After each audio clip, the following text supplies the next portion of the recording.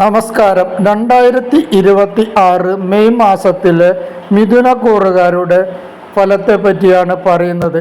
നാഗേര്യം അവസാനത്തെ 2 പാദം, തിരുവാതിര, പുണർത്തം 3 പാദം അടങ്ങിയതാണ്. നിലവിലുള്ള ഗ്രഹസ്ഥിതിയെ പറ്റി നോക്കാം. ഏവി മേടത്തിലും ഗുരു മിഥുനത്തിലും ശുക്രൻ ഇടവത്തിലും രാഹു കുംഭത്തിലും കേതു ചിങ്ങത്തിലും ശനിയും ബുധനും ചൊവ്വയും മീനത്തിലുമാണ്.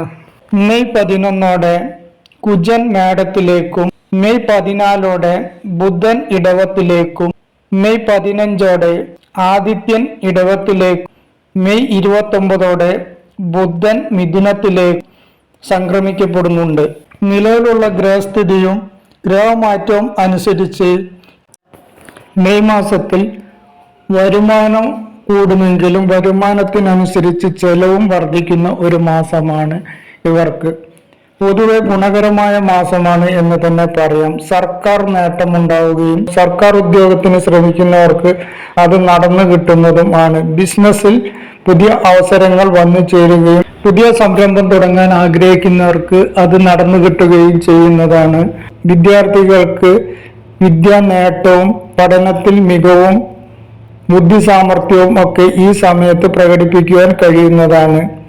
വിവാഹ നേട്ടം ഉണ്ടാവുന്ന വർഷമാണ്. വിവാഹം ആഗ്രഹിക്കുന്നവർക്ക് അത് നടന്നു കിട്ടുന്നതാണ്. പല രീതിയിലുള്ള ഭാഗ്യാനുഭവങ്ങൾ വന്നു ചേരുന്നതാണ്. ധനപുരോഗതിയും വന്നു ചേരുന്നതാണ്. സുഹൃത്ത് സഹായവും ഈ അവസരത്തിൽ ഇവർക്ക് ഉണ്ടാവുന്നതാണ്. ഇഷ്ടപ്പെട്ട ജോലി ലഭിക്കുവാനും ജോലിയിൽ ഇഷ്ടപ്പെട്ട സ്ഥലത്തേക്ക് മാറ്റം അനുവദിച്ചു കിട്ടുവാനും ഒക്കെ ഈ സമയത്ത് സാധ്യത കൂടുതലാണ്. ചെറിയ ചെറിയ രീതിയിലുള്ള ആരോഗ്യ പ്രശ്നങ്ങൾ ഉണ്ടാവുമെങ്കിലും വലിയ രീതിയിൽ ബുദ്ധിമുട്ടുണ്ടാവുന്ന മാസമല്ല. വിദേശയാത്രക്ക് ശ്രമിക്കുന്നവർക്ക്, വിദേശത്ത് പഠിക്കുവാൻ ആഗ്രഹിക്കുന്നവർക്ക് അത് നടന്നു കിട്ടുന്നതാണ്. ദമ്പതികൾ തമ്മിൽ കലഹമുണ്ടാകാതെ നോക്കേണ്ടതാണ്.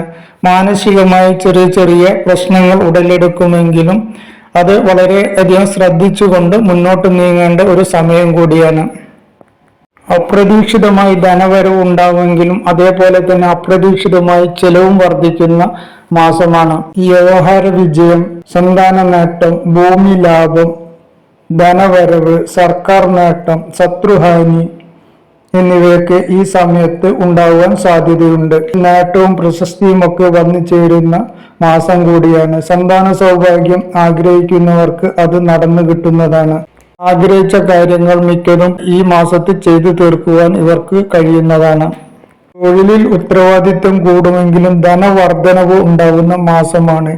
ഇവർക്ക് ദോഷാനുഭവങ്ങൾ കുറഞ്ഞു കിട്ടുന്നതിനും ഗുണാനുഭവങ്ങൾ കൂടുതൽ ലഭിക്കുന്നതിനുമായി ഈശ്വര പ്രാർത്ഥന നടത്തുന്നതും ക്ഷേത്ര ദർശനം നടത്തുന്നതും ഉത്തമമാകുന്നു.